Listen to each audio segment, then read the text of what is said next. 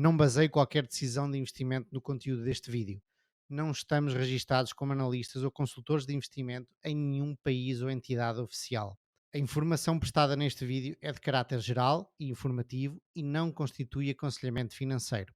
Nenhum dos participantes deste vídeo assume qualquer responsabilidade por erros e omissões, nem por danos financeiros sofridos pelos espectadores ou qualquer outra pessoa. Faça sempre o seu trabalho de análise e consulte profissionais devidamente credenciados pela CMVM. Bem-vindos ao 55º episódio do Ações e Companhia. Comigo, como sempre, estão os grandes Diogo Gonçalves e o Gonçalo Garcia. Olá, pessoal. Olá, como é que é? Tudo fixe? Tudo em altas. Hoje estou a experimentar ter o microfone um bocadinho mais longe. Como vê, hoje não veio o microfone. Vamos ver se depois isto... Já se queixaram, já houve um ou outro ouvinte que se queixaram que vocês estavam mais próximos do que eu.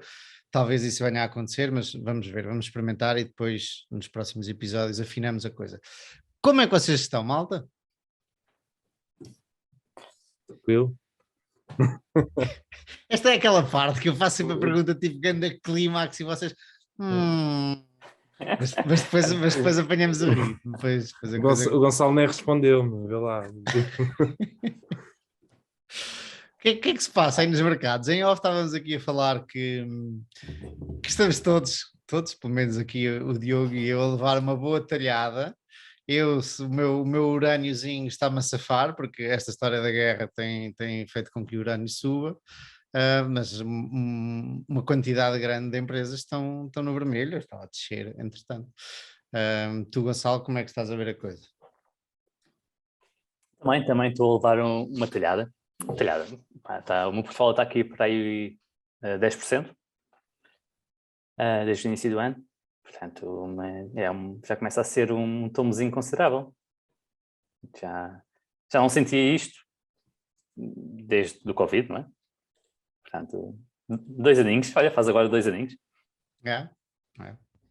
Porra, nós que nunca tínhamos visto nada, quer dizer, já tínhamos visto, desculpa, Tiago, ia dizer que nunca tínhamos visto nada da vida, agora vemos Covid e guerra, um a seguir a outro, mas também passámos pela crise financeira e, eventualmente, eu não estava nos mercados pela .com, mas eu aí não me interessava minimamente por isso.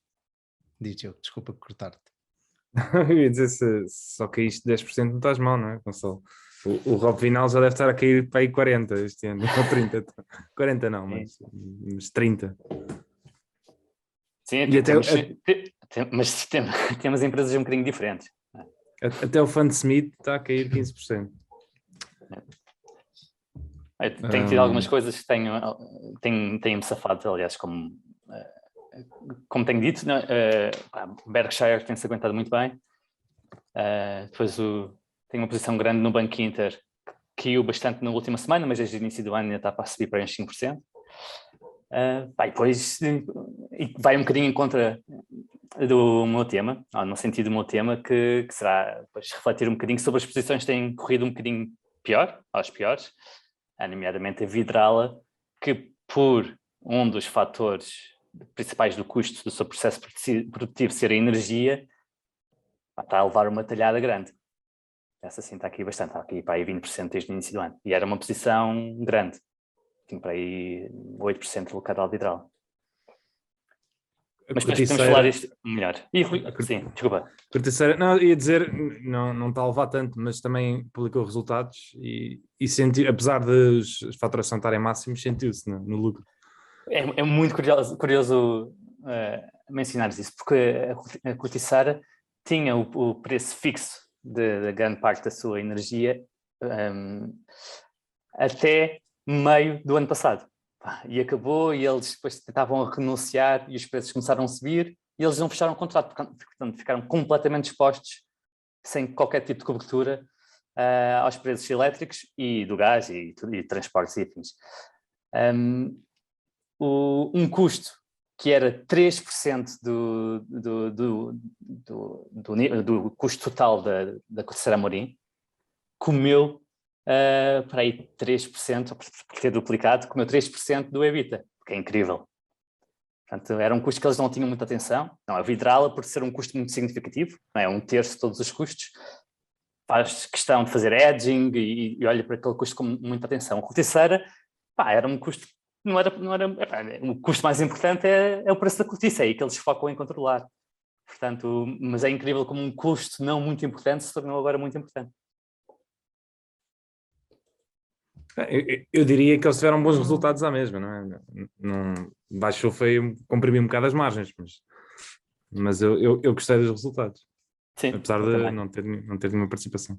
Eu não sei como é que ainda está o mercado da cortiça, o Gonçalo saberá melhor, mas depois destas crises, aliás, estas crises especialmente no mercado, o pouco que sei da cortiça é que a corticeira é a consolidadora da indústria.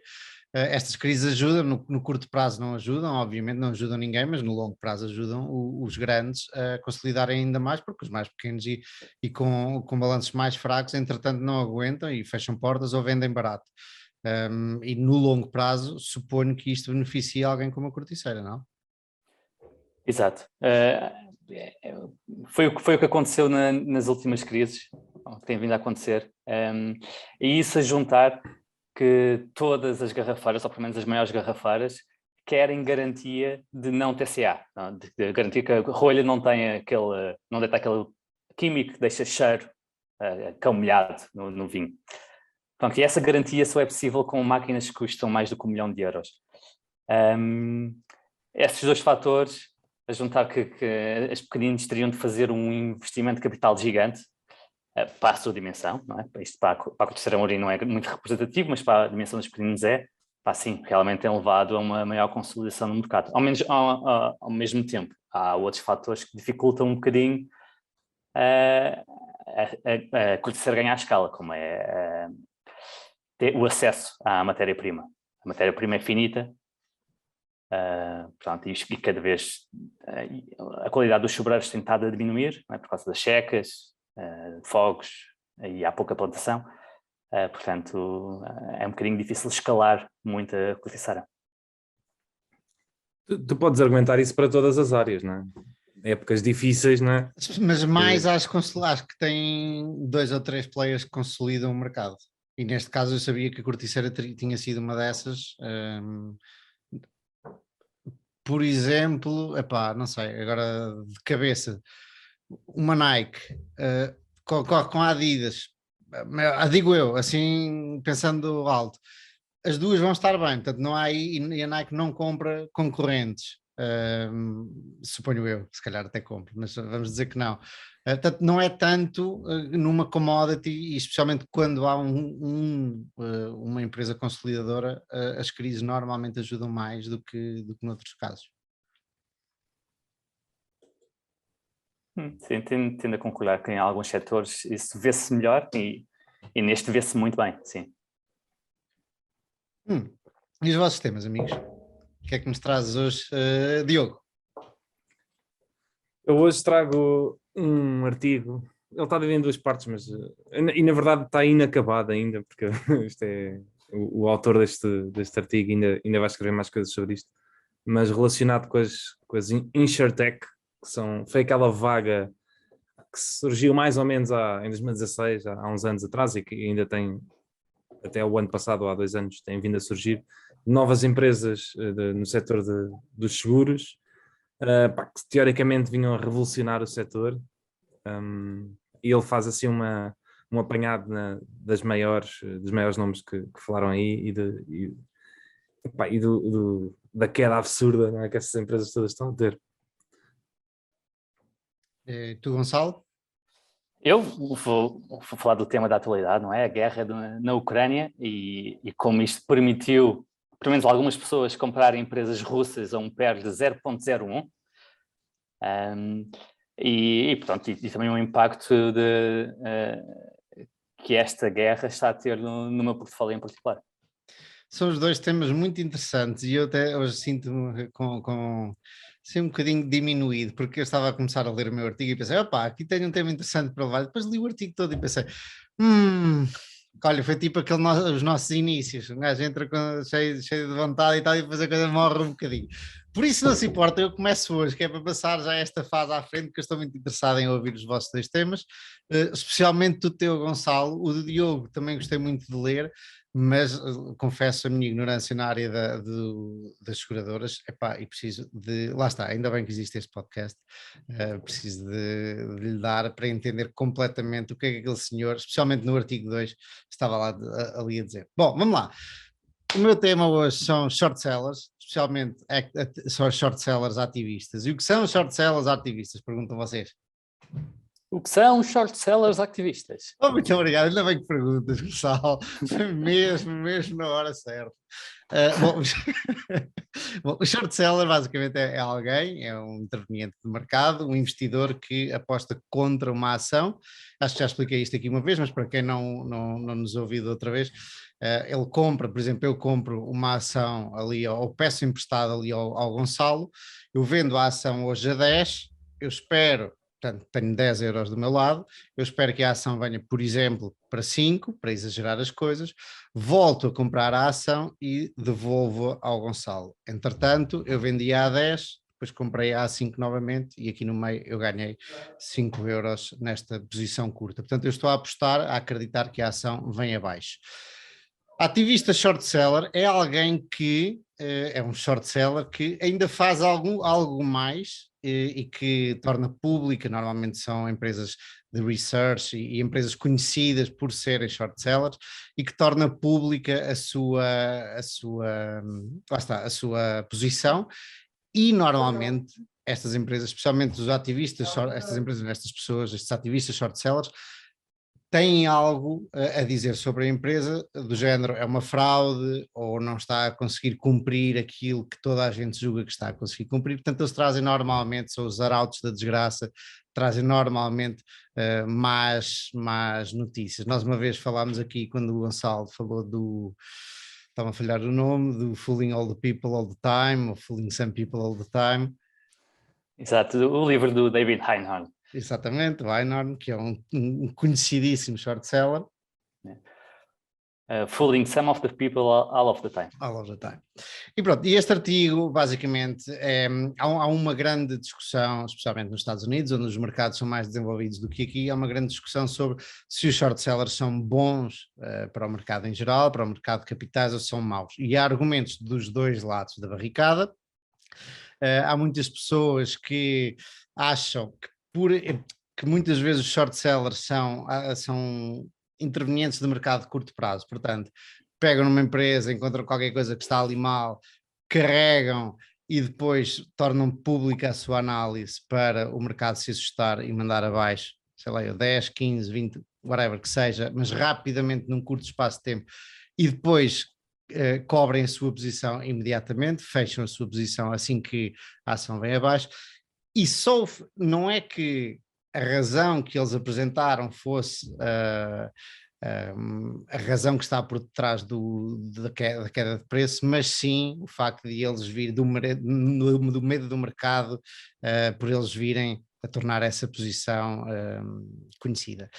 E, portanto, há gente que critica isto, diz que são basicamente uns manipuladores do mercado. Há outras pessoas que dizem exatamente o contrário, que estas pessoas tornam possível nós, comum dos mortais, sabermos de fraudes ou de lados menos bons das empresas que estão por aí, e como o regulador não consegue, especialmente num país com muitas empresas cotadas, não consegue ir a todas e não consegue estar a esmifrar as contas de todas, que era muitas vezes o que deviam fazer os auditores e não fazem. Por falar nisso, eu mandei-vos uma fotografia da Graham Thornton, vocês não disseram nada, já vamos a isso.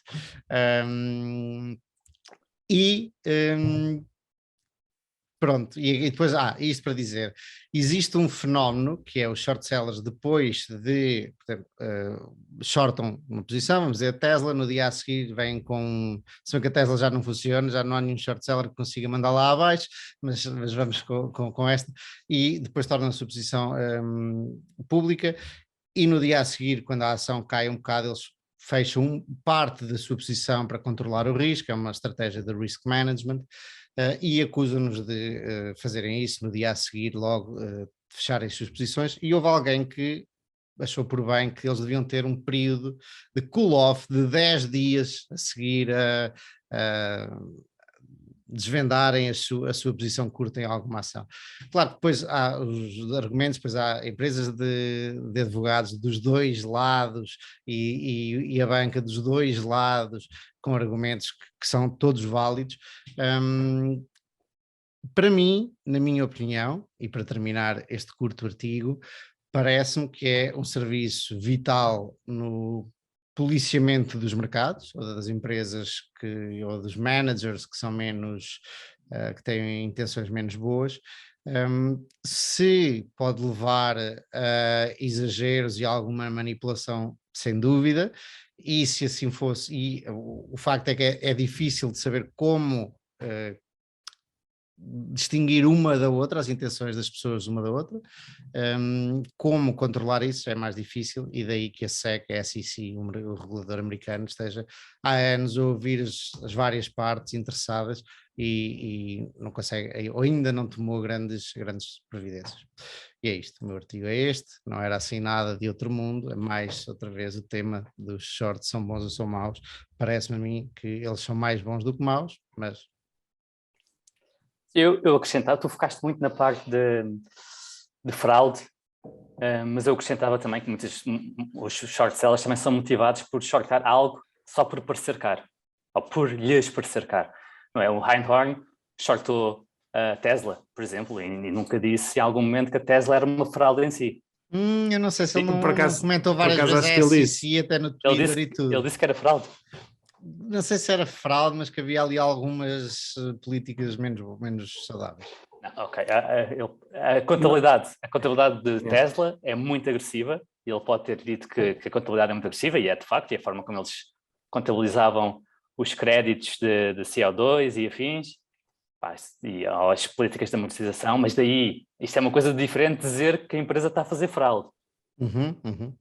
Eu quando comentei fraude, então queria também englobar essa parte, mas esqueci-me realmente da parte da pura e simples sobrevalorização. Sim. Sim, porque há uma diferença muito grande entre a empresa abusar das regras e cosmeticamente apresentar melhores resultados do que são, do que falsear vendas e falsear o valor dos ativos. São coisas um bocadinho distintas. Mas eu concordo contigo na premissa que os short sellers são geralmente bons para o mercado, essencialmente por isso, porque ajudam a descobrir um preço de equilíbrio e ajudam também a procurar ou a mitigar excessos de avaliações. São tipos incómodos, são tipos aqueles gajos que vêm sempre dizer as coisas que são verdadeiras, à partida vamos dizer que são verdadeiras, mas ninguém quer ouvir, porque vem chatear. Na verdade, imagina, eu acho que a possibilidade de fazer short é boa para o mercado, não é? Lá está, para free markets e achar preços de equilíbrio, e há muitos hedge funds que fazem isso, não é? Sem ter nada a ver com as empresas de shorts e que publicam reportes, e acho que nesse aspecto sou todo a favor disso continuar a acontecer. Agora, eu realmente estou do lado da barricada, que eu acho que os incentivos para as empresas de shorts, como a Moody Waters e coisas do género, não fazem mais mal do que bem à sociedade. Eles lucram a gerar pânico e medo. Muitas vezes, não sei se alguma vez já foram ler, eu não percebo nada dos relatórios que eles dizem, mas isso também faz parte. Se tu não perceberes, ainda melhor, desde que geres incerteza e insegurança, está tudo bem, não é? Porque as pessoas, se estiverem inseguras, vendem. E acho que há muitos reportes que eu não acho que haja intenção de enganar, mas lá está, eles têm incentivos para isso. E até se iludem eles próprios e muitas vezes fazem mal, e podem ser empresas que não têm à partida, não são fraude, e eu já vi isto acontecer, aí saem prejudicadas. Era, como é que chamava? Era a Burford Capital, aconteceu, que acho que foi a Moody Waters também. Há várias. A Grenke também, apesar de, lá está, ainda se está para... Acho que não foi tudo já reportado pelas agências, mas, por exemplo, a história da Grenco, por exemplo, é uma história que logo à partida, quem está por trás percebe logo que ali tem que se passar alguma coisa, porque aquilo é um momento muito oportuno para fazer aquilo. Porque aquilo é 2 meses a 3 meses depois da queda da Wirecard, não é? E aquele report obriga a BaFin, que é a autoridade alemã, e as outras autoridades alemãs a cair em cima, porque eles não podiam ter outro escândalo. Não é? Portanto, aquilo é muito, muito oportuno. E isso logo à partida é uma coisa que Então, deixa-me logo de pé atrás. E não tiro razão nenhuma, lá está, e daí a dificuldade de resolver esta questão. Como é que achas que se devia atuar se, imagina que tu geres um fundo, podes ou não estar virado, tanto faz se és long, se és short, mas descobres uma fraude, ou descobres uma empresa que suspeitas, achas que só deves ir ao regulador e não deverias ter a possibilidade de shortar a empresa, é isso? Não, shortar, eu não tenho problemas nenhum com shortar. Eu tenho mais problemas com vir fazer difamação pública e andar aí mas então qual seria o teu processo assim que descobrisse uma empresa que suspeitava? Seria ir ao regulador e esperar que o regulador fizesse alguma coisa, é isso? Sim, exatamente. Sim, Agora, como o David fez com a Light e que demorou 10 anos e escreveu um livro sobre isso. E ao mesmo tempo estás a pagar shorting borrowing fees. É preciso um trigger quando tu shortas, não podes estar à espera que... Exato, mas por isso é que eu digo que os incentivos estão todos errados, não é? Porque... Espera aí. Eu não sei se os incentivos estão errados, porque os incentivos não são muito diferentes de quando estás longo e publicas uma análise. A história é, quando é uma análise pela negativa e com suspeita de alguma fraude ou alguma torcer das regras, as pessoas assustam-se mais do que quando tu dizes, não, esta empresa é que é boa e vai valer 200 vezes de lá à frente. Sim, isso toda a gente diz, não é? Como princípio é exatamente o mesmo, tu estás a expressar a tua opinião, para lado ou para o outro. Mas imagina, mas tu estás a difamar uma empresa e as pessoas estão lá... Não sei se é difamar. É difamar se não tiveres razão. Não é? Se tiveres razão, estás simplesmente a constatar uma coisa. Se tu acusas uma empresa de fraude, não é? O problema muitas vezes é que depois não há nada que se possa fazer. Porque imagina, no caso da Grenco, falou-se disso, que ele é americano, ele não vive, não está sob a jurisdição alemã, eu nem percebo muito bem aquilo, mas ele estava fora de jurisdição, tu nem podias fazer nada em relação ao que ele disse, por mais que não conseguisse provar nada, tu não conseguias impor-lhe repercussões legais. Isso não faz sentido absolutamente nenhum, não é? É que tu estás a mexer com o trabalho da vida de pessoas, não é? E tu não podes dizer isso assim de ânimo leve. Tens razão, sim. A história é que é difícil de ver as tuas motivações, não é? Tu podes... Sim, principalmente quando tu, por exemplo, abres uma posição short, publicas o relatório, aquilo cai 60% e tu vendes. E depois acabou, não interessa. Pois, por isso é que havia um tipo aqui que defendia que devias tê-la durante uns 10 dias no mínimo, que é para... Porque muitas vezes elas descem logo e depois sobem um bocadinho. Depois houve estudos. Mas normalmente, quer dizer, pelo menos pelo que eu tenho visto, quando há uma coisa desse género, as coisas demoram algum tempo a voltar, não é? Depende, depois no artigo mencionava 2 ou 3 estudos, normalmente elas descem, regra geral, ou que uns, ele foi ver ao Seeking Alpha, depende do estudo que estamos a olhar, é como o Google, nós conseguimos encontrar qualquer estudo para, qualquer que seja a nossa opinião, nós conseguimos encontrar estudos que reforcem a nossa opinião. Mas existe também algumas situações em que elas não ficam lá em baixo durante muito tempo e só têm uma descidazinha e depois voltam a subir. Por exemplo, aquela que o Einhorn falou que era um restaurante, que era uma pizzaria, o que era, que valia 100 milhões, um deli, que valia assim uma brutalidade e era um único restaurante. Diz Gonçalo, ias-me corrigir. Eu ia só dizer o problema de colocar essa regra, que o short seller teria de ter 10 dias de short, é que muitas vezes, se ele for realmente convincente, deixam de haver ações possíveis de shortar e ele pode ser obrigado a recomprar, percebes? Se realmente toda a gente quiser shortar uma ação, o broker pode, e houver muita gente que tem ação a vender e as ações se mudam de broker e afins, o broker dele pode exigir que ele recompre as ações porque deixou de ter as ações. Portanto, se houver movimentos extremos, ele pode mesmo ser obrigado a comprar, e com essa regra não podia, mas para não ficar naked short seller teria de comprar. Portanto, há aqui efeitos de segunda ordem que pode ser difícil cumprir com duas regras ao mesmo tempo, com a de naked short selling e com essa dos 10 dias se fosse implementada. Queres explicar melhor isso? Não, basicamente o short seller, exatamente uma das regras para evitar que alguém consiga vender mais ações do que aquelas que existem, porque uma das coisas que dizes ver, imagina, estás a gerir um fundo de um bi e o market cap de uma ação que queres shortar são 100 milhões.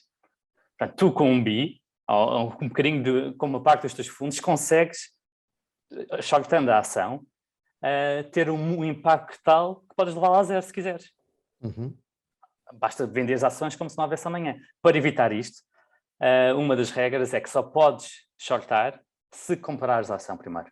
Ou seja, ao perceberes emprestar a ação. Portanto, só podes shortar ações que existam. E para os brokers garantir isto, eles precisam que alguém que lá tenham, ou na sua filial de entidades, precisam de ir buscar uma dessas ações que alguém comprou para esta pessoa conseguir vender. Portanto, só é possível shortar ações que existem. Uhum. Ou seja, porque na prática um short é uma venda de uma ação.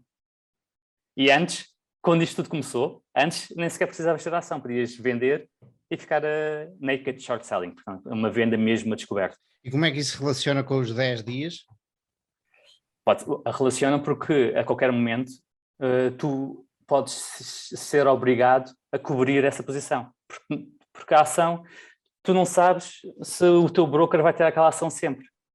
Uhum. E pode haver uma procura tal por essas ações que o broker deixa de as ter e obriga-te a comprar. Ou seja, entrava em conflito com a regra dos 10 dias. É isso. Exatamente. Okay. As duas regras podiam entrar em conflito. Uhum. Já agora fizeste-me pensar numa coisa que já há uns tempos atrás tinha pensado. Imagina que só há uma ação disponível, que é o free float, e estamos aqui os três. Eu sou o short seller e eu peço-te emprestado e vendo ao Diogo. Eu posso shortar mais do que uma vez a única ação que existe, ou não? Teoricamente não, mas isso faz. Porque teoricamente não, como? Tipo, o Gonçalo empresta-me e eu vendo a ti. E depois shorto-a, compro-a a ti outra vez e... Supostamente é proibido. Os brokers controlam isso, não é? Mas, e há vários casos disso, acho que na GameStop estavam 120% das ações shortadas. Portanto, isso estava a acontecer. A dealer também estava a acontecer uma coisa similar. Mas acho que isso é proibido, teoricamente. Isso é um bocadinho aquele efeito de que os depósitos, os empréstimos, depois podem ser tornados depósitos e isto cria dinheiro. Não é? É um efeito multiplicador de venda e compra, venda e compra, venda e compra. Assim.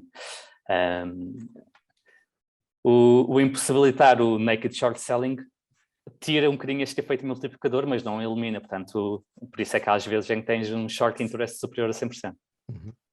Voltando aqui atrás ao que o Diogo estava a dizer, só para dar mais um argumento, e eu não te tiro razão nenhuma, Diogo.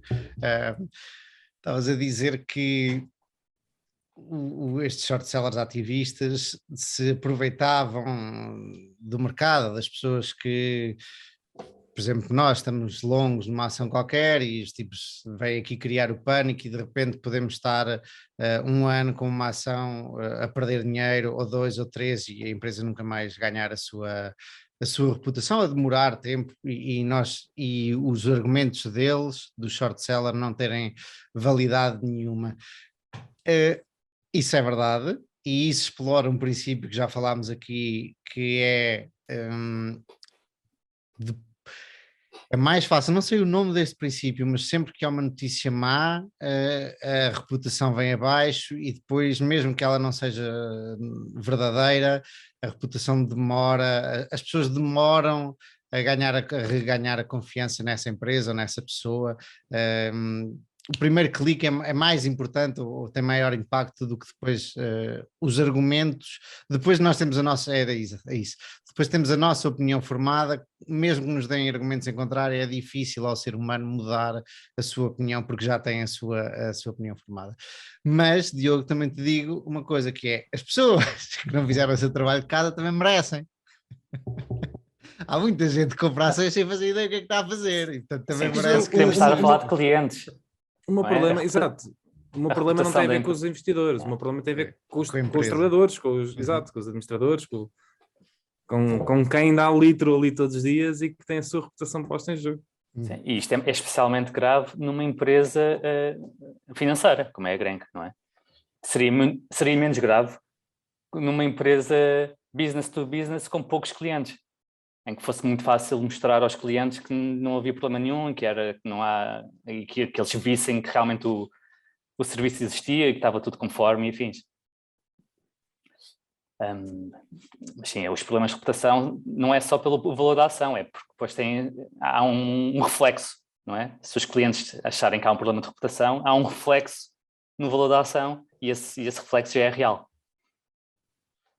Isso leva-me a pensar, no outro dia estava a pensar numa empresa que tenho, que houve um alegado escândalo e envolveu o FBI e tudo, e entretanto a ação 10, 40, 50%, e o que é que uma pessoa faz? Eu fiz aquilo que o Diogo muitas vezes aqui defende, que é, tentei ficar o mais racional possível e até fiz uma análise com uma espécie de árvore de decisões, decision tree, de quais são as probabilidades deste cenário acontecer e daí o que é que pode acontecer para chegar à minha conclusão. Acho eu, hoje em dia, que cheguei à conclusão certa, entretanto estou a perder quase nada, quando já estive a perder para aí 50%, eu acho que a coisa se esbateu, senão o FBI também já tinha vindo falar mais sobre essa questão e o que me fez pensar como reagir nessas situações.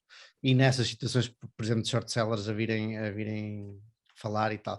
E normalmente, como o Diogo diz e bem, nós devemos analisar a situação na altura, mas na altura também a nossa cabeça não está fria, está assustada, especialmente se for uma grande posição nossa. Está assustada, está um bocadinho baralhada, será que estes tipos têm razão? E também já conversámos sobre isto aqui, pois eles vão buscar coisas demasiado rebuscadas muitas vezes, que nós não, como investidores de retalho particulares, comuns, não temos capacidade muitas vezes ou recursos para ir rebater. E qual será a melhor opção nestas situações? Eu diria, e por acaso é uma coisa que gostava de ir fazer aqui um pequenino estudo, que é, a não ser que tenhamos a certeza que as notícias são verdade, estar quietos e não fazer nada. Mas precisava de ver vários exemplos para conseguir ter alguma base para esta opinião ser mais sólida. Vocês têm algum comentário a fazer em relação a isto? Eu acho que quando as coisas mexem com as tuas emoções, a reação imediata é quereres fazer alguma coisa, não é? E essa reação normalmente está sempre errada. Portanto, o melhor é mesmo não fazer nada e analisar friamente e deixar pelo menos que algum tempo passe e tentar evitar o máximo reagir a quente e com as decisões. É porque o pior é muitas vezes aqueles relatórios, pelo menos aqueles que eu vi, tu não consegues chegar a nenhuma conclusão. Aquilo é impossível de provar o contrário.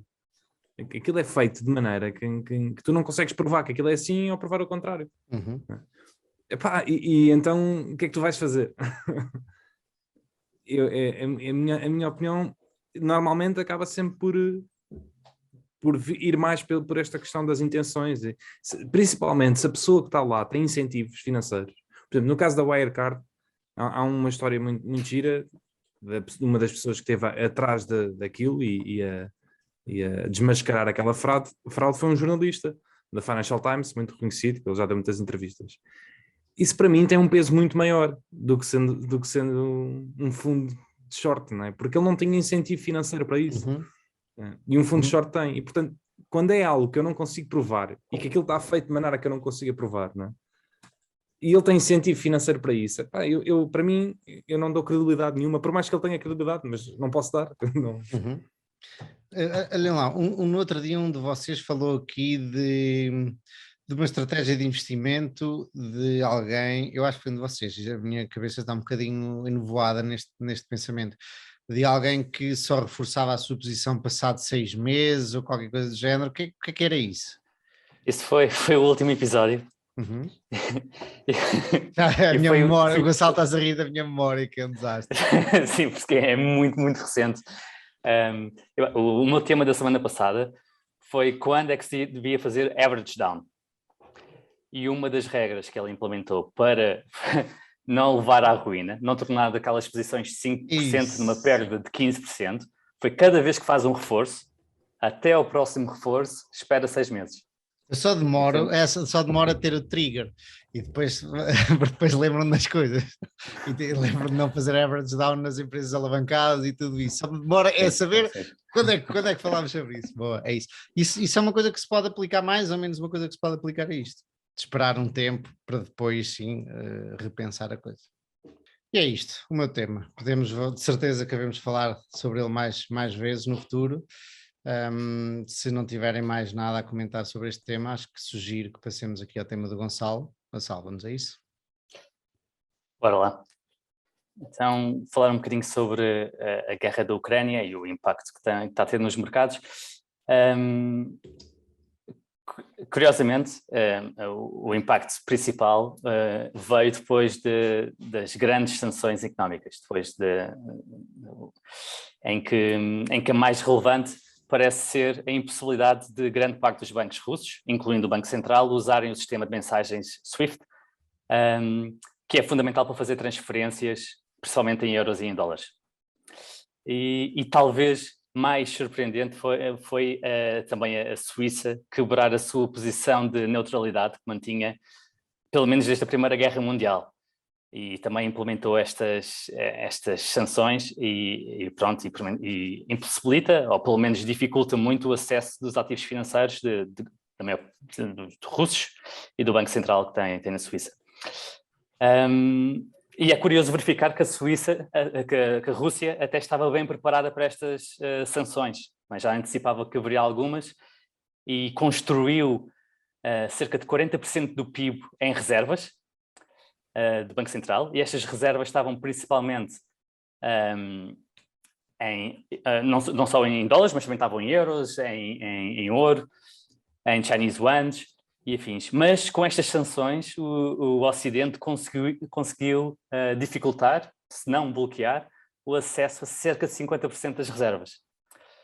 A juntar a isto, muitas entidades ocidentais decidiram vender ativos russos a qualquer preço, entre os quais o Norges-Bank, o Banco Central e Fundo Central da Noruega, que tem 1,4 trilhões de dólares em ativos sob gestão, decidiu vender tudo o que era russo. A BP também, a Shell também.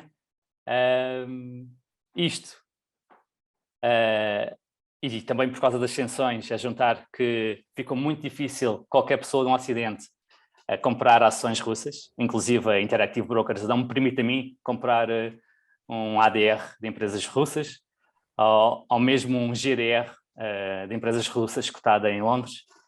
Portanto, o que é que se espera quando há vendedores forçados e há uma forte restrição de compras a empresas russas?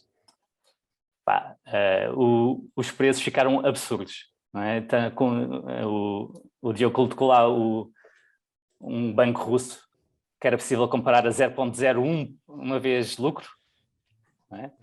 E ele até pensou colocar 100 euros e esses 100 euros, se o banco voltasse para um PEG 10, tornavam-se em 100 mil euros. Parece uma daquelas lotarias que dá vontade, não é? E acho que a probabilidade é maior do que uma lotaria. Exatamente. Não sei qual é, mas acho que é maior. É capaz de ser maior do que em 1 milhão, ou em 10 milhões, ou o que seja. Mas o risco num banco é um bocadinho mais binário, mas há muitas empresas assim, mesmo empresas ligadas a metais e a Gazprom e afins, não estão a um PER de 0,01, mas tiveram, se não um PER de 1, é algo muito parecido. Mas lá está, para nós no Ocidente era muito difícil, se não impossível, de comprar. E a juntar à festa, a Rússia também veio proibir os juros e os dividendos de empresas russas a não residentes, o que restringe ainda mais o universo de compradores potencialmente interessados, não é? Imagina um chinês, teoricamente não teria estas sanções, portanto poderia comprar estes ativos tranquilamente, mas se não vai receber dividendos nem juros nos próximos tempos, se calhar também não está interessado neste tipo de ativos. Portanto, ao fim e ao cabo, isto parece um presente. Eu diria que a queda ainda é maior do que isso, porque o rublo também desvalorizou 30% ou 40%. Não? Yeah. Ainda tens que pôr a desvalorização em cima do mercado ter caído. Certo, mas muitas dessas empresas têm vendas em dólares e os ADRs cotam em dólares. Portanto, se estivermos a falar do banco, que é um bocadinho mais doméstico, sim, aí sim. Mas se vires na empresas como a Gazprom e a Nornickel, que quase todas as vendas são em dólares, faz sentido olhar para isto como uma empresa... Sim, sim. Eu diria mais em termos de sensação de riqueza, né, dos donos dessas empresas, né? Mas sim, efetivamente não se perdeu tanto, mas a sensação de riqueza, não é? É que tu levas a queda de 90 e tal % do ativo, mais a desvalorização da tua moeda de 30%, porque ao fim e ao cabo é como se tivesses perdido tudo, não é? Não, mas se venderes em dólares não é bem assim. Sim. Na verdade, e agora a situação em que estamos é bem complicada, mas se calhar alguns desses oligarcas até estão contentes, eventualmente não estão, mas poderiam estar a recomprar ações neste preciso momento. Tipo, qual é a melhor altura de sempre para comprar ações para aumentar as suas posições? É agora. Era exatamente aí que eu ia chegar. Assim, olha, boa. Assim, porque isto realmente parece-me um presente para os russos com acesso a dólares. Portanto, os russos mais ricos. E é uma enorme transferência de riqueza do Ocidente para alguns indivíduos na Rússia que realmente conseguem comprar estes ativos sem consequência.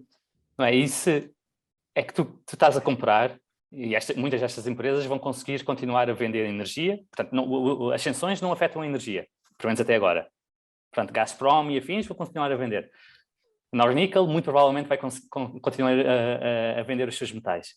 Tu compras a perto de um e as empresas distribuem os dividendos, tem um payback inferior a um ano. Ou um ano e pico. Eu não sei até que ponto é que elas vão continuar a vender livremente.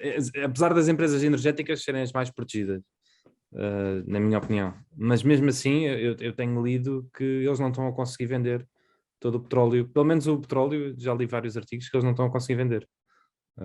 Mas a totalidade. há seguramente ali empresas que não vão deixar de vender.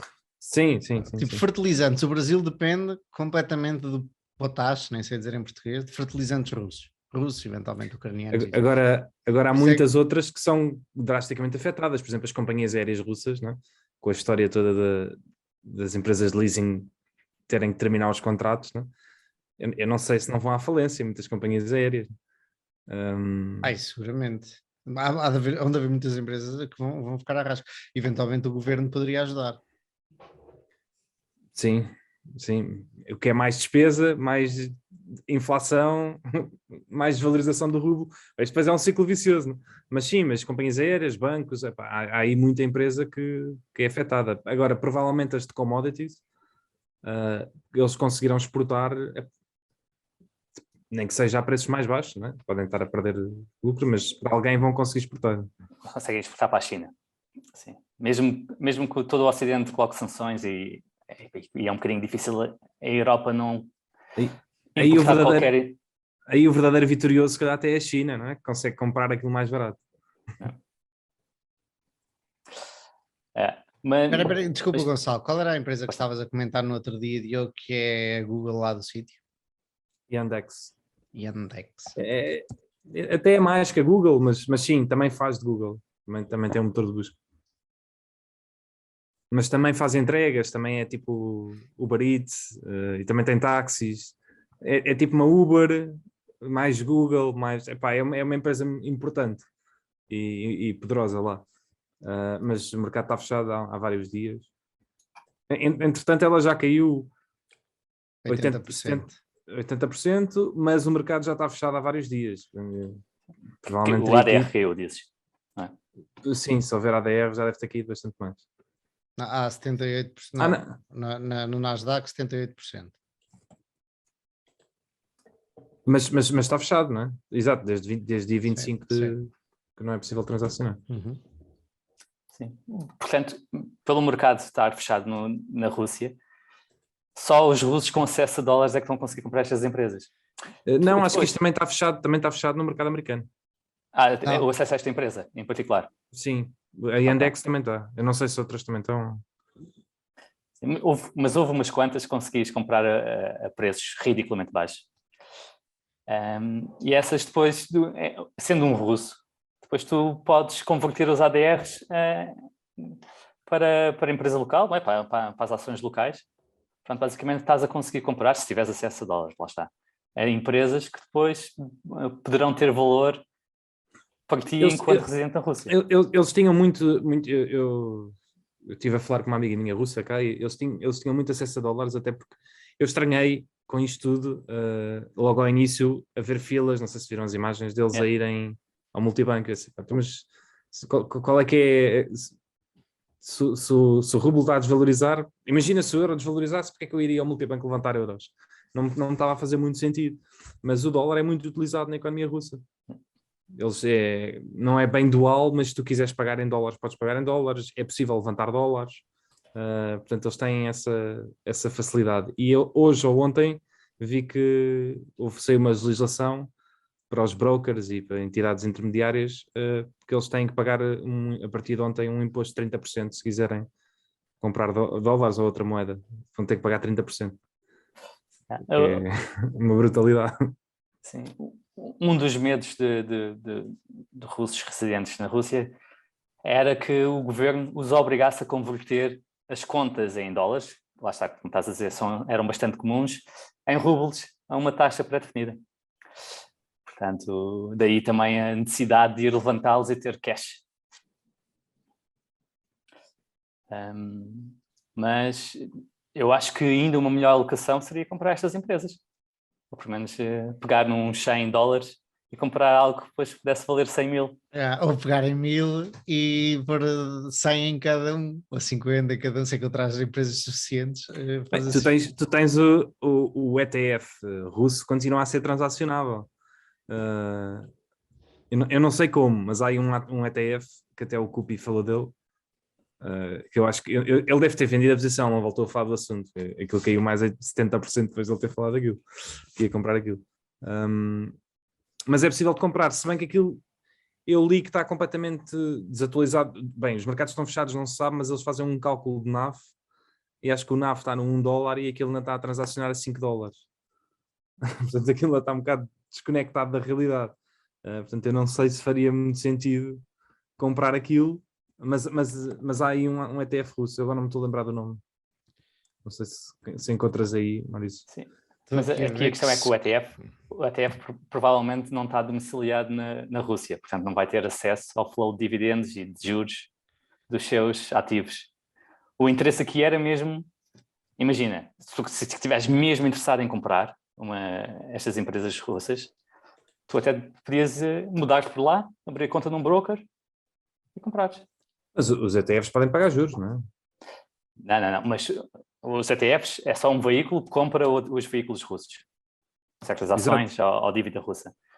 E se o ETF não está domiciliado na Rússia, não vai ter direito aos dividendos e aos juros, pelo menos no futuro próximo. Ok, pelo que aconteceu. Sim, mas imagina, se o preço for totalmente descabido, eu acho que não interessa muito receber dividendos no próximo ano ou nos próximos 2 anos. Não? Não, assim, se tu achares que alguma coisa vai voltar à normalidade, pode fazer sentido. Desculpa, eu não encontro o ETF, mas encontro aqui várias notícias a dizer que na última hora, notícias das últimas 2, 3 horas, que exatamente por causa deste pensamento tem sido tipo meme stock, tem subido bastante, ou subiu bastante na última hora, mas eu não encontro o preço dele. Na última hora? Pá, nas Eu últimas encontrei 3 aqui, horas, qualquer coisa assim. eu encontrei aqui e subiu 26% desde as 10 da manhã. Ok. Epá, está bem, mas está a cair. Como é que se chama? É o Vanek? Não. É o Vanek, mas podes pôr RSX. RSX, exato. É. Pá, mas está a cair 80%, não é? E é um índice, não é? Teoricamente. Aliás, isto é mais preocupante, não sei se eu também não sei se isto é verdade, mas li aí que o mercado, o stock market russo foi extinto em 1917 com a guerra dos bolcheviques, né? A invasão, a tomada de posse, né? E que depois só voltaram a ter stock market em 91. Estamos a falar de 70 ou 60 anos, né? Portanto, é possível que eles percam o stock market, né? E que simplesmente desapareça. Mas aí a economia interna tinha que mudar muito, né?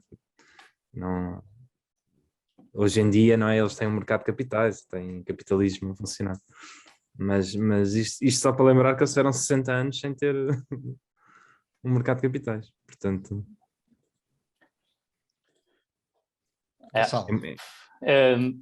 Sim, e pronto, isto tinha sido só uma ideia para os nossos ouvintes russos residentes na Rússia. E indo aqui para o impacto no portfólio, mais do que o impacto de preços, o mais interessante para mim era ver o impacto que tem nas operações das empresas portanto, é sobretudo via o normalmente de preço da energia. E a empresa mais afetada no portfólio é sem dúvida a Vidrala, porque o custo energético, como disse há pouco, é uma parte grande dos custos. E só vendo o impacto de 2021, portanto, da subida dos preços do ano passado, teve um impacto de 4 pontos percentuais na margem. E foi tudo concentrado no quarto trimestre, quando houve aquele spike dos preços. E isto apesar da Vidrala ter entre 40% a 50% das necessidades de energia a um preço fixo. E agora, como a situação está no primeiro trimestre deste ano, o impacto ainda vai ser superior. Por outro lado, a Vidrala tem conseguido aumentar os preços do vidro que vende, e se bem que, claro, os contratos são anuais e alguns plurianuais, há uma enorme inércia em aumentar preços. Mesmo assim, para este ano vai aumentar cerca de 10%, o que mais do que mitiga a escalada dos preços do ano passado. Ainda assim, vai ter um impacto no curto prazo significativo. O grande conforto que eu tenho aqui é que a empresa é quase net cash e tem margens bastante altas, portanto tem uma capacidade de absorver o impacto grande e depois tem pricing power, portanto, não há muito mais gente a vender vidro na Europa. Houve muitas produtores de vidro que tinham fábricas na Ucrânia a fechar as fábricas completamente, entre as quais o principal concorrente da Vidrala, a Verallia, que é a francesa, e também a Vetropack, uma suíça que tem uma fábrica grande na Ucrânia, também fechou. Portanto, as condições são boas para aumentar preços. Demora tempo, porque os contratos, lá está, são anuais. Fazes ideia e não querendo fugir muito ao tema, mas na verdade isto é o tema, é o impacto da guerra era mais a Rússia, mas não importa. Tu fazes ideia do ciclo de capital da Vidrala, se está, tu já comentaste isto no outro dia, se está para breve algum investimento grande ou não, que eram os fornos, não é a maioria? Sim, eles têm investido principalmente em aumentar a eficiência da empresa e não tanto a aumentar a capacidade. Nos últimos anos venderam uma operação pequena na Bélgica e perderam 5% da capacidade e aumentaram, com eficiência, aumentaram esses 5% no outro lado. Está previsto um investimento razoável em Portugal, na Marinha Grande, vão adicionar um forno, mas pronto, isso também é só para aí 5% da capacidade. De resto, a maior parte dos investimentos tem sido em aumentar a eficiência e outros serviços. Eles investiram bastante em serviços logísticos, portanto são eles mesmo a entregar o vidro aos clientes e não subcontratam esse serviço, porque revelou-se fundamental neste último ano. E também serviços de filling. Por exemplo, isto é muito vantajoso no Reino Unido, em que há muita falta de vidro no mercado, e lá está, há pouca produção de bebidas nas ilhas, ou na ilha do Reino Unido. Portanto, o que eles fazem é importar em bulk e lá fazem o filling. E a Vidrala tem investido em fazer também isto. Mas, respondendo à tua pergunta, estão numa fase do ciclo que não precisam de investir muito para manter as fábricas que têm. Sim, obrigado. Ainda assim, o CAPEX de manutenção há de subir, não é? Com a inflação e por aí fora. Sim. Curiosamente, isso foi um dos pontos focados. Eles estão a investir em CAPEX cerca de 10 a 12% das vendas. Uhum. O CAPEX manutenção para os próximos anos vai ser de apenas 4%. Porque o ciclo de renovação dos fornos e afins acabou de ser concluído no ano passado. Boa. É de olhar para essa empresa. Isto porque antes de entrarmos aqui, o Diogo estava-me a falar dela e a dizer, olha, voltou a descer 5% hoje. E eu já tenho visto, pessoal, os espanholinhos todos no Twitter a comentá-la e tu comenta-la e já agora é de olhar para ela. Sim, acreditando que estas pressões todas inflacionárias nos preços são passageiras, os resultados normais de um ano normal, como 2019 ou mesmo 2020, estaria a cerca de um PER de 10, 12 vezes, e é uma empresa que tem retornos sobre o capital próprio entre os 15 e os 20, e é net cash, quase. Mais 6 meses já será net cash. É interessante a importância que dás a ser net cash. Podias falar de margens, podias falar de distribuição, podias falar de várias coisas. E é uma coisa. Porquê é que dizes isso? Porquê é que comentas esse fator? Não pode falir sem net cash. Sim, a razão principal que eu mencionei agora foi porque mencionei retorno sobre o capital. E portanto, dizer que é net cash quer dizer que este retorno consegue sem qualquer alavancagem. Ok. É também um fator. Ok, sim. É também um fator muito diferenciador para a Verallia, que é alavancada aí umas 2, 3 vezes, e especialmente para o gigante norte-americano, a OI. Portanto, OI Glass. OI Glass, exatamente, que é alavancada para aí em 5, 6 vezes. Então, assim incluímos os fundos de pensões, ou o déficit de fundo de pensões, quase chega ao 7. Portanto, que dá uma margem, é um conforto grande que dificilmente haverá uma perda permanente de capital. Uhum. Pelo menos a mim dá. Obrigado. Mas se for muito mal para o mercado, até muito mal para a Vidrala e para os outros, pode ser que alguma das outras entre em falência e seja uma compra fácil para a Vidrala. Consolidação de setor, crescimento. Exatamente. A pensar nisso, houve alguém que perguntou exatamente qual é as margens que a Vidrala conseguiu no quarto trimestre, que foi um trimestre difícil, em cada um das regiões. É lembrar que a Vidrala tem a Ibéria, Itália e Reino Unido. E Itália é uma fábrica pequenina, em comparação com as outras duas. Portanto, a Vidrala no seu todo tem margens para aí de 25%, e esta fábrica em Itália teve 0% de margem. Portanto, o que mostra realmente o facto de ser quando se é uma fábrica pequenina, um player pequenino, que não está coberto, não tem as suas necessidades de energias cobertas, está com uma vida muito difícil. Se a própria Vidrala em Itália tem margens de 0%, haverão outros com situação complicada. Lá está estas crises, mesmo a Vidrala sem ser consolidadora de mercado, vamos assumir que não é, estas crises, e não sabemos o tamanho da crise, não é? Mas crises em geral são boas para os players que têm melhor balanço e melhores margens e estão à frente de todos os outros, especialmente numa indústria de commodity, e agora o Gonçalo pode dizer que isto não é bem uma commodity e tal, mas vamos assumir que é. Depois, as outras que têm um balanço mais alavancado ou que não têm tanto acesso a capital, muitas vezes ficam pelo caminho e estas saem ainda mais reforçadas depois das crises. É um bom mental model. Numa commodity o mais importante é o low cost provider, não é? É saberes quem é o low cost provider. Olha, agora tenho visto outra perspectiva dessa, não é só low cost provider, também é, e esta é óbvio para muitas coisas, mas também é a geografia onde está, porque tu podes ser low cost provider na Ucrânia ou na Rússia. E agora estavas bem lixado. Claro, mas isso é um filtro mais genérico para todas as empresas, não é? Mas curiosamente, quando estive a estudar o urânio, uma das primeiras, opá, estive a ver o que é que a outra malta que já anda nisto há muito tempo e conhece muito bem a indústria do urânio, procurava sempre que olhava para as mineradoras, opá, e uma das primeiras coisas que diziam era geografia, friendly geography, que são 3 ou 4 países no mundo onde as coisas já estão provadas, porque há muita tendência, especialmente em Minas, de investir em projetos que ainda só estão no papel e vai ser o low cost provider mundial e tal, só que depois está numa região onde nunca houve uma mina, opa, e tu não fazes a mínima ideia se alguma vez vai haver mina ou não, daí que a região será uma coisa importante.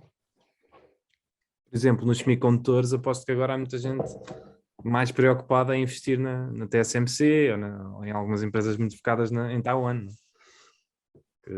Há sempre o risco da coisa ficar inutilizada ou permanentemente ou durante algum tempo, né? com um problema qualquer, né? Entre a China e Taiwan. E agora este podcast, por eu ter dito China e Taiwan, já vai ser censurado na Ásia. Já não vamos ter ninguém chinês a ver o nosso podcast.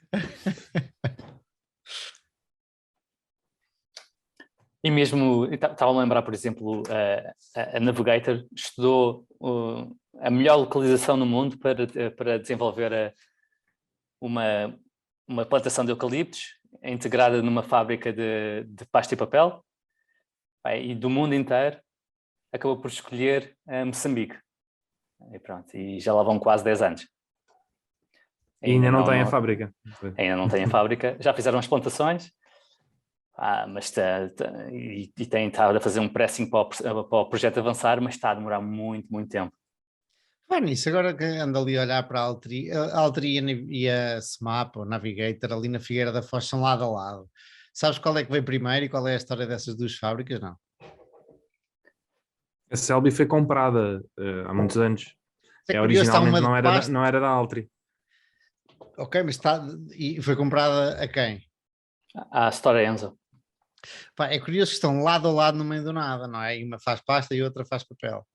A Selby é de 1962. Deve sair a pasta de uma direta assim para a outra para fazer papel. Estás a falar da SMAPA? A SMAPA, mas é Navigator. Sim. Pois em Vila Nova de Rondão também há uma fábrica de pasta da Altri, e depois há a Tissue da Navigator, que lá está, faz papel higiênico e afins, e essas também estão integradas. A pasta da Altri vai para a Navigator. Na Figueira da Foz, provavelmente parte irá, mas não será tudo, porque a maior parte essa fábrica, a Selby, é a maior fábrica que a Altri tem, e a maior parte das suas vendas é para o resto da Europa. Portugal é mas achei curioso, estarem mesmo coladas uma à outra. Portanto, alguma coisa há de ir de uma para a outra. É possível, mas a da Navigator também produz pasta branqueada. Ou seja, é integrada, sim. Exato, é verticalmente integrada. Mas, se calhar, se houver necessidade, não é? Faz mais sentido a Altri vender logo ali do que vender outro lado. Sim, o movimento, a Navigator fazia muita pasta para o mercado também e integrou-a com papel. Certo? E a Altri nunca sentiu necessidade de fazer isto. Fazer isto diminui um bocadinho as margens, mas dá estabilidade ao negócio, porque o preço do papel varia muito menos do que o preço da pasta, que é bastante mais cíclico. E se agora conseguirem a nova fábrica lá na Galiza... Ainda... Sim, essa será de dissolving pulp. Sim. Eles dizem que aquilo pode ir até 30% das receitas deles. Portanto, aquilo Sim, sim. É grande. E dependendo se eles conseguirem integrar tudo em Lyocell ou não, pode ir até 50%. É que o Lyocell tem um preço de mercado 4 vezes superior à pasta, Mas claro que também tem o custo de produzir também é superior, portanto não é tudo lucro. Mas sim, e ali, se eles conseguirem fazer isso, Mas isso, como tudo o que é em Portugal e Espanha, isto só daqui a 10 anos é que está pronto a funcionar. Mas há um pressing muito grande do cluster principal económico da Galiza, não é? Do cluster da Inditex e da Desigual e da Mango e afins, que querem ter acesso ao Liocel, e há pressão destas empresas para que seja construído. Portanto, aí faz sentido. E estando a Ence provavelmente a fechar uma das fábricas de pasta de papel lá, em Pontevedra, não sabe se vai fechar ou não, também vai demorar 1 ou 2 anos a saber-se, era perfeito. E é por isso que o Ocidente depois já se atrasa em relação à China. Se é para fechar, é para ontem, meu. Agora estamos aqui 3 anos de justiça e não sei o quê. É verdade. Sim. Mas é uma situação tramada para... Repara, a Ence recebeu uma concessão que agora o Estado está a tentar retirar. Portanto, a Ence levou ao Tribunal, claro, e agora vai para o Constitucional. Portanto, é tramado, eu percebo que... É para a câmara focar, às vezes se foca. Continua, Gonçalo. Não, sim, eu percebo que agora o Estado, o Governo Regional, não sinta que a Ence sirva os interesses da região e que prefira ter outro tipo de fábrica, servir outro tipo de indústria. Porquê? Porque aquilo é poluente? Ou... Em primeiro lugar, porque não há madeira suficiente para tudo. E se tu queres apoiar a parte dos fabricantes de roupa, precisas de ir buscar a pasta a algum lado. Pronto, e a maneira mais óbvia de ir buscar pasta é dizeres uma destas fábricas é para fechar. O argumento é a organização do território das praias e da costa, não era esse? Sim, o argumento legal é que aquilo tem um impacto ambiental grande e que não devia ter sido estendida, a concessão não devia ter sido estendida em primeiro lugar. Esse é o argumento legal. Só agora é que eu estou a ver, aquilo é em Pontevedra, pois é, na Galiza. Na minha cabeça aquilo era no País Basco, não sei porquê. Não, são a Ence tem 2 fábricas na Galiza. Então, okay. E porque é que esta nova não é poluente? Ou não tem um impacto tão grande como aquela? Não, já porque é nova. Está bem. Sim, essa é boa. E porquê é que isto é entregue à Altri e não à Ence? Isso é uma questão que, por acaso, eu quando falei com o Investors Relations da Altri, perguntei. E a resposta foi que a Altri já tem uma fábrica produtora de dissolving pulp. Portanto, tinha mais provas dadas na área, enquanto a Ence só faz mesmo pasta de papel daquela mais convencional. Agora, o que... Isso é a resposta política. É a resposta política, sim. Lá está, e qualquer das formas, é óbvio, é público o desacato entre a região, a junta da Galiza e a Ence. Portanto, também acaba por haver alguma preferência para outra empresa que não a Ence. Mas pronto, houve um concurso público e a Ence ganhou juntamente com um consórcio da zona, que inclui produtores de madeira e inclui a autoridade local da junta e afins. A Ence ganhou, não, a Altri ganhou. Desculpa, a Altri ganhou, exato. Mas sim, isto mas ainda não é definitivo, não é? Aquilo é um... Memorando de entendimento, letter of intent. Ainda não é certo que aquilo vai avançar, não? Não, falta fechar os subsídios, falta fechar as percentagens de quanto é que a Altri terá, em princípio terá entre 50% a 60%, portanto também não vai ter o projeto todo. E quem são os outros? É o Governo? É o Estado? Não está fechado. A Altri comentou que o ideal seria ter um parceiro que aportasse conhecimento tecnológico à fábrica. Portanto, que já tivesse implementado uma fábrica daquele género. Ainda são os teus amigos que tu viste no vídeo. Como é que chama? Olha, por exemplo, podia ser a Valmet, Há outros produtores de liocell, nomeadamente na Alemanha, grandes, e na Indonésia também podiam ser.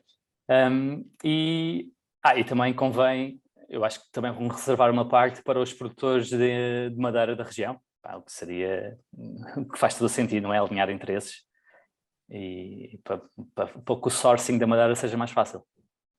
Que este é o ponto principal. O ponto principal, só faz sentido fazer a fábrica se o sourcing da madeira for fácil, porque senão fica complicado. E sabemos que o plantar eucalipto, ou mais eucalipto, é complicadíssimo em Portugal e também complicado em Espanha, talvez um bocadinho menos. Palavra é tua, Gonçalo. Mas não, o meu tema está concluído, meus caros. Podemos passar às Insurtech. Sim, eu não tenho muito tempo também já vai 1h20 disto. Portanto, vou fazer isto rapidamente. Mas basicamente o artigo, eu também já por várias vezes vim aqui cascar um bocado nestas Insurtechs. E isto acontece porque a ideia foi à volta de 2016, houve aí um hype muito grande no mercado de uma data destas empresas, com a ideia de que estas empresas muito baseadas em inteligência artificial e big data e coisas do género vinham a revolucionar a indústria, não é? Porque iam ser muito mais precisas, e iam conseguir fazer muito mais precisas a calcular os custos e, portanto, iam conseguir fazer os prémios muito mais precisamente. E no fundo, a indústria dos seguros não é nada mais do que tentar prever os custos que a empresa vai ter com isso, não é? Adicionar uma margem, que é a margem de lucro deles, e vender os prémios, não é? Vender os contratos de seguro. E, portanto, é uma indústria muito matemática. E eu sempre fui muito cético em relação a estas empresas, ou a tentar revolucionar a área dos seguros. Porque, a meu ver, é uma indústria... Para já é uma indústria muito antiga, e é uma indústria que não tem... não há muita coisa para onde revolucionar. Isto são cálculos muito matemáticos, e que todas as grandes empresas de seguros já são especialistas de longa data, não é? Em fazer cálculos dos custos e em ir buscar dados ao mercado e a tentar achar a maior precisão possível para calcular os contratos. Isso é o core, eles não têm quase de fazer mais nada, não é? Até porque muitos seguros são obrigatórios, não é? Portanto não é preciso gastar muito dinheiro em marketing. Uma pessoa tem que fazer seguros de carro, tem que fazer seguros de casa, portanto, não pode evitá-los. É uma commodity, é um negócio de commodities, portanto, hoje, principalmente com o despoltar da internet, não é? Uma pessoa consegue ver o preço que todas as empresas fazem. Aquela conseguir calcular melhor e fazer o preço mais baixo ganha. Não há grande hipótese, portanto, todo o foco da empresa deve estar virado para aí. Portanto, a ideia de que vêm umas empresas aplicar Big Data, inteligência artificial para revolucionar isto, como se as indústrias não tivessem na origem quase de aplicar Big Data, não é? Elas sempre aplicaram Big Data. E, portanto, tenho a certeza que quase todos os grandes seguradoras têm modelos de inteligência artificial muito avançados, está há muito tempo para cá, portanto não é de agora. Portanto, eu tenho graves dificuldades em ver como é que uma Insurtech uma empresa nova consiga competir, até porque vai ter muito menos dados. Portanto, os modelos delas vão ser inevitavelmente piores, não é? Se uma pessoa perceba de Big Data e de inteligência artificial, sabe que quanto mais dados tu tiveres para alimentar o modelo, mais eficiente aquilo vai ser. E, portanto, não consigo ver nenhuma vantagem competitiva em empresas novas destas seguradoras. Mas pronto, tirando pelos vistos tinham um custo de capital muito mais baixo. Como?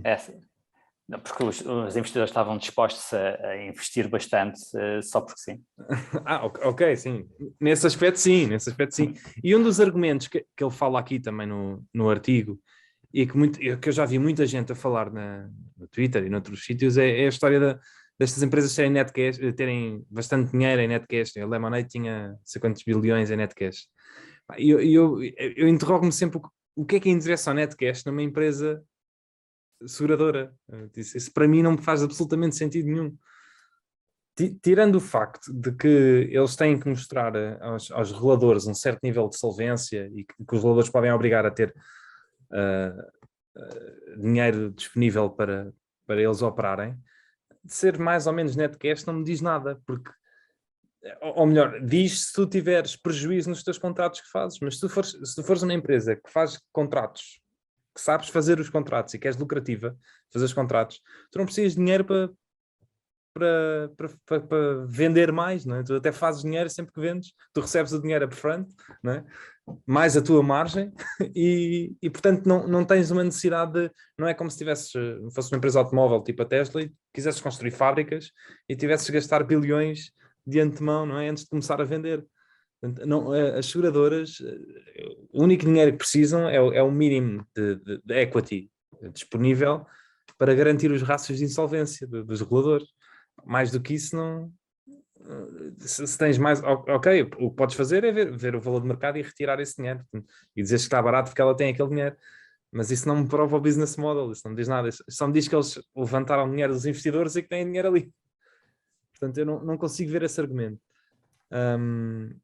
E pronto, e basicamente ele mostra aqui uma lista de empresas dessas. Há uma data delas, algumas conhecidas, a Lemonade é uma delas, a Root, que é uma de seguros, só faz seguros automóveis, a Metromile também, a Clover Health foi uma das SPACs do chamado,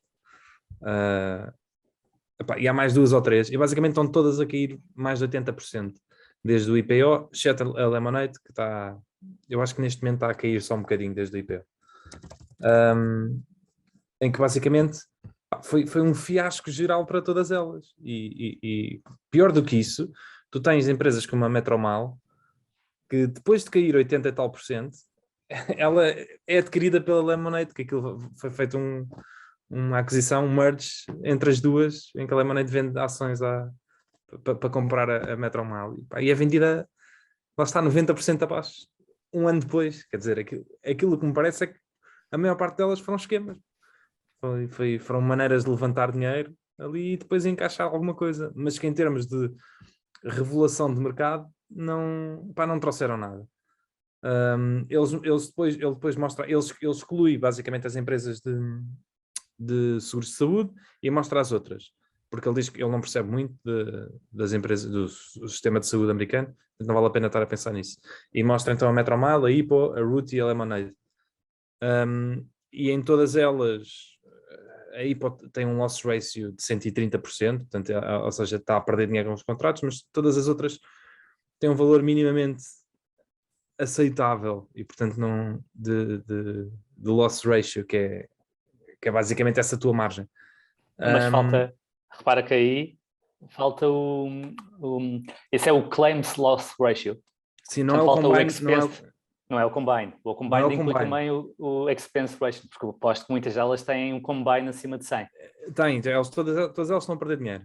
Todas elas perdem dinheiro. Mas isso podemos, ou seja, podemos dar de barato em essas empresas porque elas voltarem a crescer. Sim. Exato. É o argumento para todas as que estão a crescer rápido. Exato.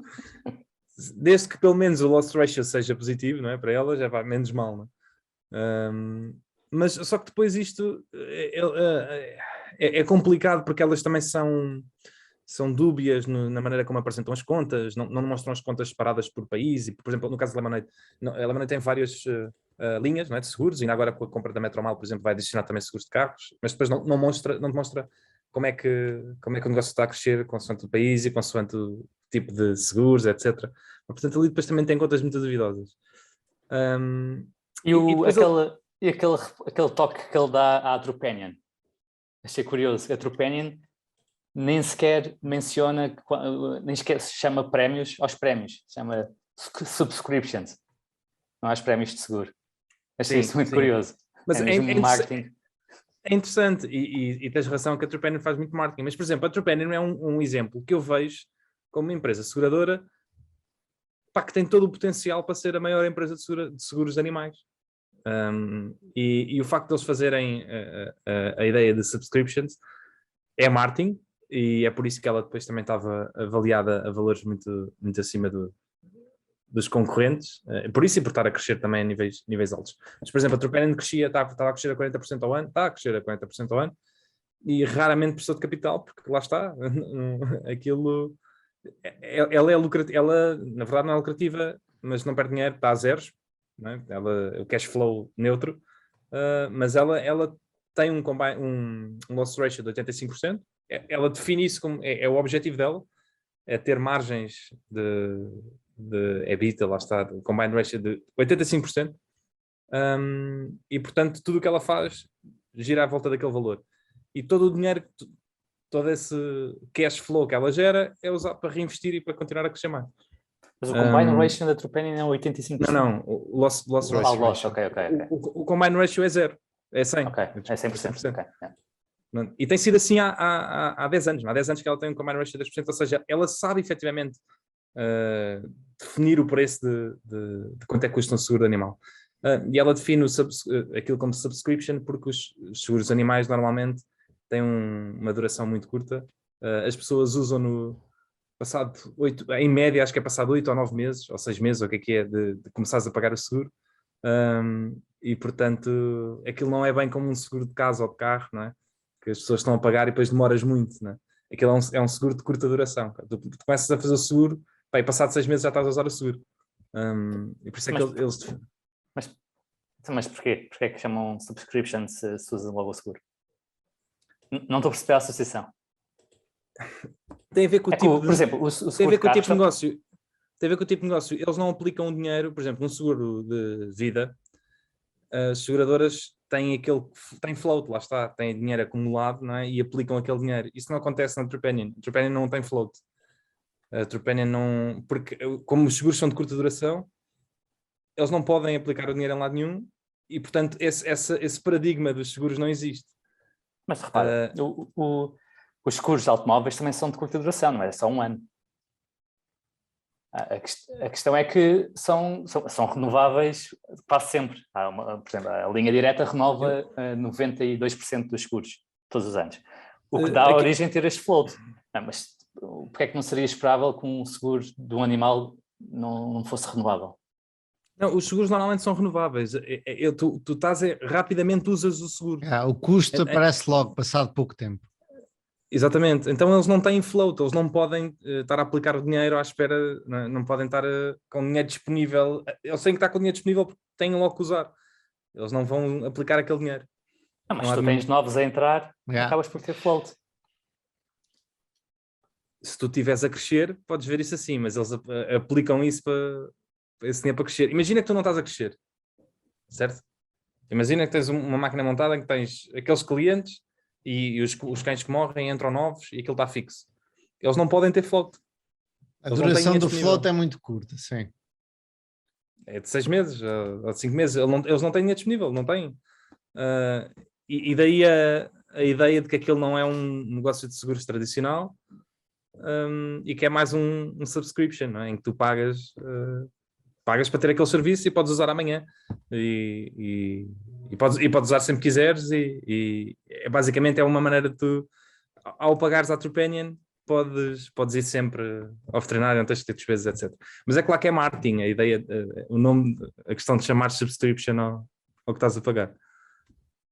Mas efetivamente é um modelo diferente de seguros, diferente dos outros, principalmente para os seguros de saúde.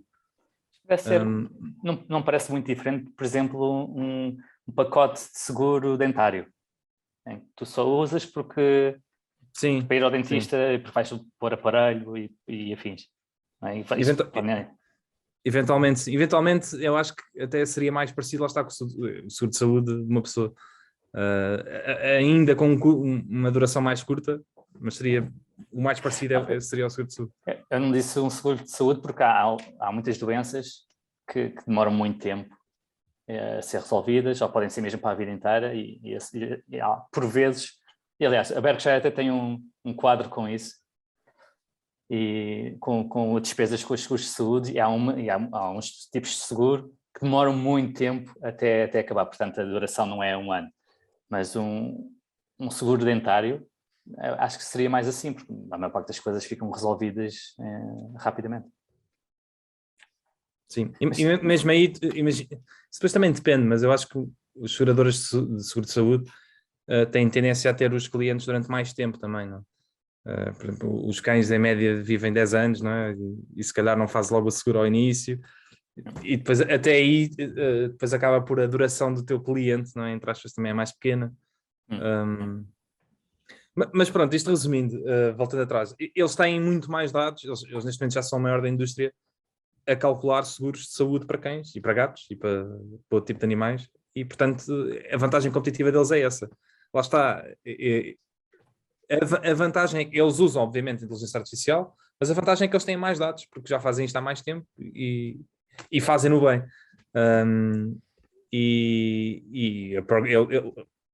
A Progressive também está aqui. Eu acho que as duas, não querendo comparar a Trupanion à Progressive, mas são empresas que já não são startups novas que estão a querer demonstrar o seu produto. E é interessante ver que nem uma nem outra tem netcash. Eu por acaso não fazia ideia em relação à Progressive. Mas a Progressive tem um float, não é? Basicamente é uma Geico, mas um bocadinho mais agressiva no preço e mais disposta a ter clientes mais arriscados. Mas tem o float e investe quase tudo em dívida. Enquanto a Geico, porque fazer parte da Berkshire e ter estar muito melhor capitalizada, pode investir tudo em equities.